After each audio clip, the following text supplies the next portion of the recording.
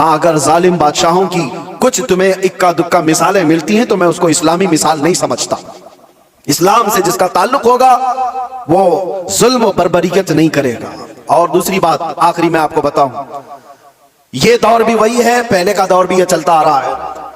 دشمنوں کے ساتھ مقابلہ کرنے کے لیے جواں مردی کے ساتھ مقابلہ کرو، جو اسلام نے بتایا ہے. آمنے سامنے مقابلے ہوتے رہے.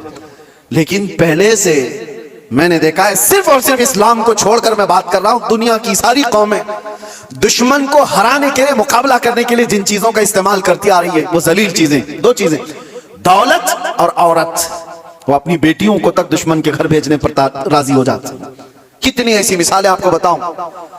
لیکن اسلام نے کبھی اس چیز کو نہ جائز قرار دیا اور نہ ہی کبھی ایسے کام کو پروموٹ کیا کہ کوئی اپنی بیٹی کیا اپنے غلام کی بیٹی کو بھی کسی دشمن کے گھر کی زینت بننے نہیں دے سکتا، چاہے وہ جنگ کے حالات میں کیوں نہ ہو.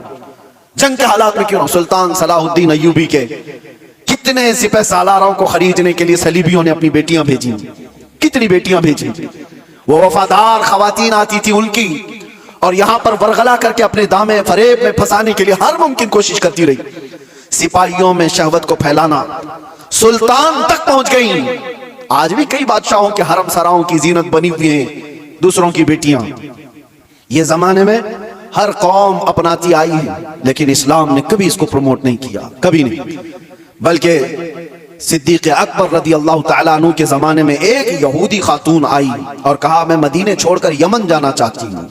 یہودی عورت تھی، کہا مجھے گھٹن محسوس ہو رہی ہے، میں یمن جانا چاہتی ہوں. صدیق اکبر نے کہا کوئی بات نہیں. دو جوان صحابہ کو اس خاتون کے ساتھ کر دیا اور کہا اس کو یمن تک صحیح سلامت چھوڑ کے آنا. اور اس کو اونٹنی پر سوار کیا گیا. دو نوجوان صحابی، یہودی عورت ہے، مسلمان عورت کی بات نہیں کر رہا ہوں، اس کو یمن تک لے کر کے گئے. جہاں جہاں چیکنگ پوائنٹ آتی تھی لوگ پوچھتے کون ہے، کہاں سے آ رہا ہے. یہ دونوں جوان جواب دیتے خلیفہ اسلام صدیق اکبر کی کوئی مہمان ہے، یمن جا رہی ہے. کوئی سر اٹھا کر نہیں دیکھتا تھا.